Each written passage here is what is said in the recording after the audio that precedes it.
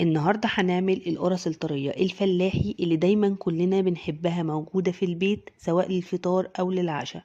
أنا دايما بحب أعملها بكميات كبيرة وأشيلها في الفريزر، وقت ما بنحتاج منها بنطلعها نسخنها في الميكرويف أو على طاسة سخنة، بتبقى كأنها لسه طالعة من الفرن حالا.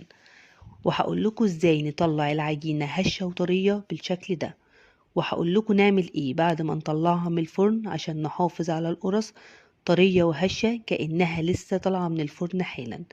بس قبل ما نبتدي الوصفة، لو أول مرة تشوفوني، أنا بسنت الألفي، ياريت تشتركوا في القناة ولايك وشير للفيديو، ويلا بينا نبتدي الوصفة.